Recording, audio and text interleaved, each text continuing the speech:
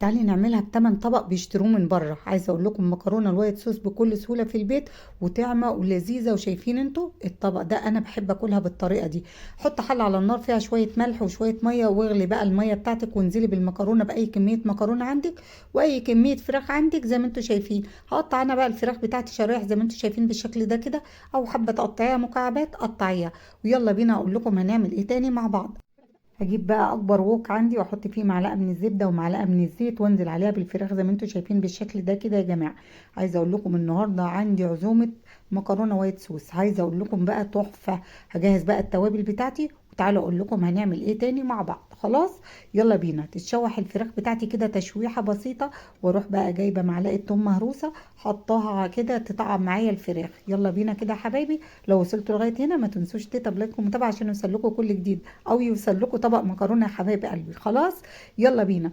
زي ما انتم شايفين بالشكل ده كده، شوحنا بقى الفراخ مع ايه، مع الثوم. هنزل عليها ببصلايه متقطعه مكعبات صغيره، واديهم تشويحه كده بسيطه. معلقه من الفابريكا، معلقه من ايه، من بهارات الفراخ، معلقه من الفلفل الاسود، ومعلقه من الملح، ومعلقه من ايه، الزعتر، اللي هتخلي بقى ايه المكرونه بتاعتك الوايت صوص في طعم تاني. بصوا بقى يا حبايبي، اتشوحت كده الفراخ في الصوص اللي موجود فيها ده. هنسوي الفراخ في الصوص ده، وتعالوا بعد كده هقول لكم هنعمل تاني ايه مع بعض. خلاص يلا بينا. معايا معلقتين من الدقيق، هنزل باول معلقه كده اديها تشويحه زي ما انتم شايفين بالشكل ده كده. وبعد كده اما اقلبها هدي ايه، هنزل بالمعلقه التانيه. خلاص كده يا حبايبي. بصوا بقى، بعد ما تتشوح المعلقه التانيه مجهزه نص كيلو من اللبن، هنزل بيه مره واحده زي ما انتم شايفين بالشكل ده كده. وهنزل عليهم كمان يا حبايب قلبي بايه، بثلاث اربع معالق كده من ايه، من ميه سلق المكرونه، مع اضافه بقى ايه الكريمه. واقلبيهم زي ما انتم شايفين بالشكل ده كده يا حبايب قلبي. وهنزل عليهم كمان بايه، بمعلقتين كمان من الجبنه الموتزاريلا. عايزين بقى الصوص بتاعنا ده يبقى غني كده، ما انا بقول لك النهارده وصفتنا لذيذه وخطيره.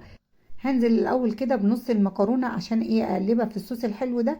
زي ما قلت لكم في الاول ان انا بحب اكلها بالشكل ده كده يا جماعه. بحب اكلها الصوص يبقى غرقان فيها. بحب الصوص اكتر من ايه، من المكرونه.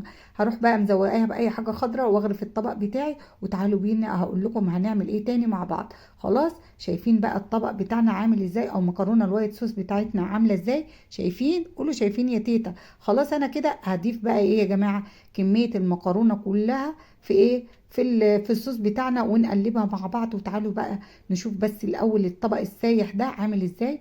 بصوا المكرونه الوايت صوص طالعه عامله ازاي يا جماعه. ويلا بينا بقى نلخبط بقى المكرونه كلها في قلب الوايت صوص. شايفين طبعا، بصوا عامله ازاي. وهنا بقى بقول لكم لو عجبتكم الوصفه ما تنسوش تيتا بلايك ومتابعه عشان يوصل لكم كل جديد.